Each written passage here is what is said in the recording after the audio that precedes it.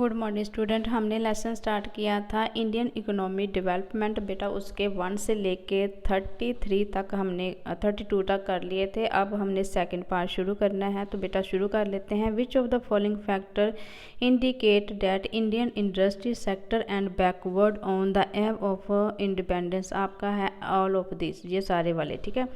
Which of the following promoted commercialism and capitalism in India under the British rule? आपने बोला monetary exchange system, ठीक है। The book of poverty and unBritish rule in India written by Dadabhai Naoroji, ठीक है।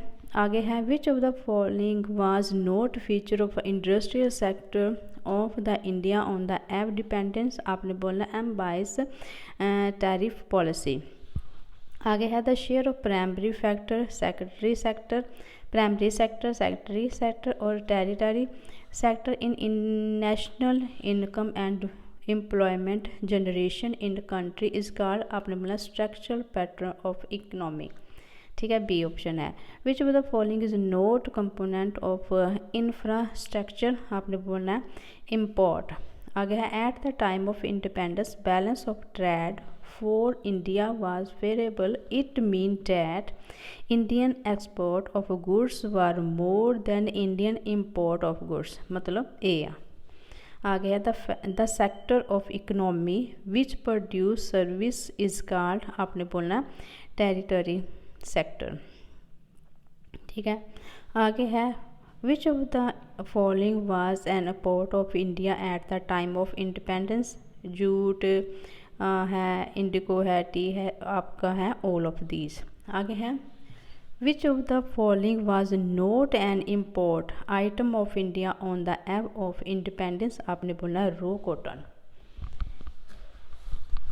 इसके बाद हमारा आ जाएगा next, which country was main trading partner of India at the time of Indian independence. आपने बोला England.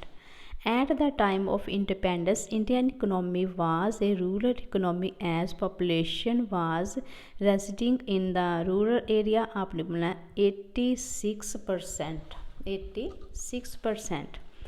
Acute shortage of investment in the capital goods in the Indian economy on the eve of independence made the Indian economy। आपने बोलना deprecated economy, ठीक है। B option. आगे है इसका है हमारा नेक्स्ट आता है partition of India is 1947 had which type of the effect on the country. मतलब सोशल था, पॉलिटिकल था या इकोनॉमी था। आपने बोला all of these. On the eve of independence India economy was dash. आपका है एन एक्सपोर्ट इंडिपेंडेंट इकोनॉमी, ये वाला ए। आगे है which of the following factor indicate that at the time of independence infrastructure in India was backward. आपने बोलना all of these, ये सारे वाले। आगे मैच का कॉलम है जिसको आपने बड़े ध्यान से देखना है और इसका ऑप्शन है सी। आगे रीड द स्टेटमेंट है at the time of partition India got more geographical area and less population of undivided India. आगे partition of the country at the time of independence has this social effect. इसका क्या है, इसका है second, जो statement second is correct while जो first है incorrect है, ये वाला डी। तो बेटा ऐसा आपको ड्राफ्ट दिया होगा, इसके अकॉर्डिंगली आपने इसका जो नीचे क्वेश्चन दिए हैं वो दिखना है। जैसे ये वाला है 60, ये उसकी बताई हुई है, सारा आउटपुट बताया हुआ है। What does the above figure explain about output of a major crop in India since independence. आपका है between 1947-48 and 2019-20 output of wheat and rice has increase considerable, A option.